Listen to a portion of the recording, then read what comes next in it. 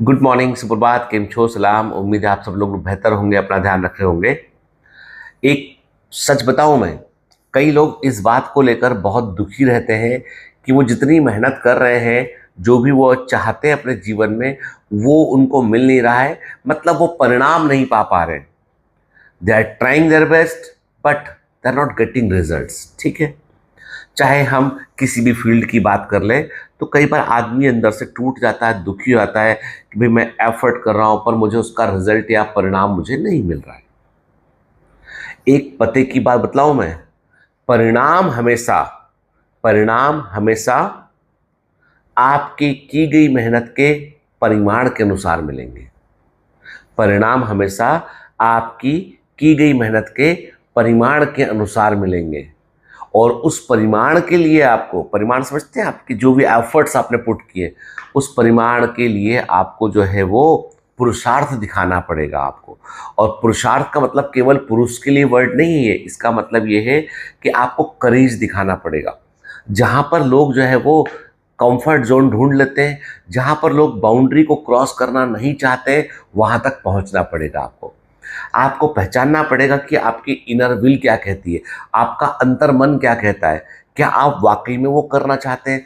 मैं सच कह रहा हूं, समाज में 60-70% लोग, बल्कि 80% लोग ऐसे होंगे, यार हो सकता है 90% भी ऐसे लोग हो, जो वो काम कर रहे हैं जो काम वो करना कभी चाहते नहीं थे, जो वो काम कर रहे हैं जिस काम के लिए जो है उनको समाज ने फंसा दिया है। ठीक है, मतलब क्या होता है कि लाइफ एक मैट्रिक्स के समान है, गोल गोल गोल गोल है।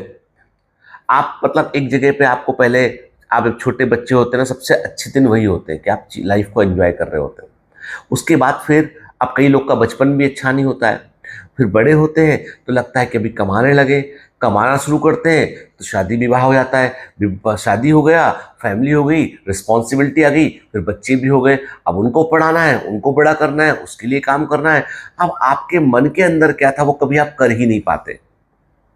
मैं सच कह रहा हूँ, मैं कभी कभी देखता हूँ ना, कभी भारतीय ये जो भारतीय लोगों की जिनकी पार्टी होती है, IRS एसोसिएशन की पार्टी होती है, ये तो बड़े बड़े अफसर हैं सारे लोग, ये तो अपना जो चाह रहे थे अफसर बनना, बन गए अफसर ये, ठीक है। लेकिन मैं कई बार देखता हूँ कि आपको लगता होगा जितने भी IAS IPS IRS अफसर, जो बड़े अफसर हैं, जो ग्रुप A सर्विसेज में हैं, जो बड़े बड़े ओहदों पर हैं, they all are very happy. तमाम politician, they all are very happy. तो आप गलत फहमी में हैं। क्या होता है कि कई बार हमको लगता है कि कोई चीज़ अचीव करके खुशी मिल जाएगी। वो खुशी आपको तभी मिल सकती है जब जो आपने अचीव किया है ना, वो आपके पैशन हो आपका। जैसे मैंने दो प्रकार के IPS अफसर देखे मैंने। एक जो IFS, इंडियन फॉरेन सर्विस में जाना चाहते थे, IAS बनना चाहते थे, लेकिन उनका किसी कारण से वहाँ सिलेक्शन नहीं हुआ। They land into the IPS and they are working. अब आ गए सर्विस में, इतनी बड़ी सर्विस है, इतना बड़ा ओहदा है, क्या करें, तो कंटिन्यू कर रहे हैं। दे ऑलवेज की पुलिस में मैन पावर भी कम है, ये भी कम है, वो भी है, कैसे है, पॉलिटिकल प्रेशर भी होता है, ये भी होता है, वो भी होता है। वो एक अलग, मतलब उनको काम तो कर रहे हैं पूरा, पर वो अटैचमेंट उतना अंदर से नहीं है। एक वो अफसर भी देखे मैंने जो सोच के ही फॉर्म भरे थे UPSC का, मुझे IPS बनना है, और IPS मिल गया उनको। अब देखो साहब, जिस जिले में पोस्टिंग वहां नाम नहीं है कि साहब फला SP साहब आ गए हैं वो, and there enjoying there authority की, नहीं हम ठीक कर देंगे व्यवस्था। कोई भी किसी भी एरिया का कोई भी जो है वो अपने आप को तो रम खा समझता है, बुला के बोलेंगे यार इधर भाई, जब तक हमारी पोस्टिंग है औकात में रहना, तो उठाकर अंदर डाल देंगे। पॉलिटिकल प्रेशर आता है, उनको हाँ बोलते हैं, करते अपनी मर्जी का है, बोलते साहब कागज पे नहीं, ये हो नहीं सकता है, ठीक है। तो पॉइंट ये है कि एक ही काम को करने वाले दो लोगों का नजरिया अलग अलग हो सकता है, ठीक है। मैंने एक एग्जाम्पल लिया मैंने ये। तो क्या होता है कि जो आपके मन का होगा ना, वो आप पूरी शिद्दत से करोगे, आप पूरे मन से करोगे, ठीक है। जैसे कभी आप, एक बड़ा फेमस यूट्यूब पे चैनल है flying beast. Flying beast pilot था, वो बॉडी बिल्डर भी है, और फिर पायलट छोड़ के उसने अभी अपना काम शुरू किया, उसने बिजनेस, प्रोटीन पाउडर बनाता है वो, ठीक है। उसने डेयरी फार्म खोला, प्रोटीन पाउडर बनाया, हरियाणा के रहने वाले हैं। और मुझे जितने भी ये जो ब्लॉग्स आते हैं, उनमें कभी रैंडमली मेरे पास रिकमेंडेशन में फ्लाइंग बीस्ट का ब्लॉग आ गया था, and I found very genuine, बहुत जेन्यून व्यक्ति है वो, मतलब जो फैमिली लाइफ है, खैर जो। तो मैं मैं ये इतना बोलूंगा कि जब उस आदमी का चूंकि इंटरेस्ट था बॉडी बिल्डिंग में इंटरेस्ट था, तो प्रोटीन भी खाता होगा खूब सारा। वो प्रोटीन में इंटरेस्ट था तो उसने प्रोटीन का ही बिजनेस शुरू किया। उसको जब काम मौका मिला तो उसने डेयरी फार्म खोल दिया, कोई डेयरी होगी, दूध प्रोटीन का सोर्स, दूध दही बेचेंगे, लोग सेहतमंद रहेंगे, प्रोटीन बनाएंगे, लोग सेहतमंद रहेंगे। तो चूंकि उसके मन का था, उसने कॉस्मेटिक का बिजनेस नहीं किया, उसने वो बिजनेस चुना जो उसके मन का था। ठीक है, आप पाएंगे कि जो है कई सारे लोग जिनको जो जिस चीज का पैशन होता है ना, वो यदि फॉलो करेंगे तो बहुत आगे निकल जाएंगे। हम क्या करते हैं, हम पैशन का पतन करते हैं। हम अपने पैशन का, अब आप बोलोगे मेरा नीट का एग्जाम देना पैशन है। अरे मूर्ख, नीट का एग्जाम देना पैशन नहीं है। तेरे को एक अच्छा डॉक्टर बनना है, वो पैशन होना चाहिए। ठीक है ना? और तेरे को इस बात से फर्क नहीं पड़ना चाहिए कि जो है वो लोग क्या कहते हैं। अब तो लोग कुछ भी कहेंगे, लोगों का कहने से कोई फर्क नहीं पड़ता है। मेरी 2 सिस्टर इन लॉ हैं जो भारती की कजिन सिस्टर है। एक फैशन डिज़ाइनर है और ड्रेस डिज़ाइन करती हैं, और एक मेकअप आर्टिस्ट है। वो झांसी की रहने वाली है। उनको कई बार जब पढ़ रही थी, कई बार लोगों ने कहा होगा IIT में चले जाओ, मेडिकल में चले जाओ, इस फील्ड में, वो वाला कॉम्पिटेटिव एग्जाम।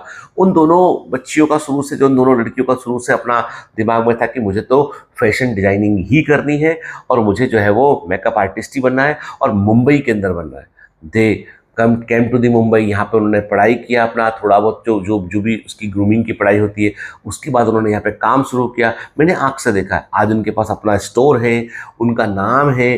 धीमे धीमे वो, मुझे लगता है कि बहुत जल्दी वो बॉलीवुड के तमाम बड़े एक्ट्रेसेस, इन सब के कपड़े भी डिज़ाइन करेंगे, और उनके मेकअप का भी पूरा अरेंजमेंट देखेंगे। तो पॉइंट ये है कि आप यदि पैशन फॉलो करते हैं तो दुनिया क्या कहती है इससे फ़र्क नहीं पड़ता है, आप आगे बढ़ जाते हैं। तो एक ही बात है, इस पूरी बात का एक ही क्रक्स है कि तुम्हारी असफलता इसलिए कई बार तुमको मिल रही है कि तुम या तो है तुम्हारी मेहनत उस परिमाण में नहीं है जिस परिमाण पर सफलता मिलना चाहिए, और परिमाण में इसलिए नहीं है क्योंकि तुम उस पर उतना पुरुषार्थ नहीं दिखा रहे हो, और पुरुषार्थ तुम उसमें उतना इसलिए नहीं दिखा रहे हो क्योंकि तुम्हारे मन का नहीं है वो।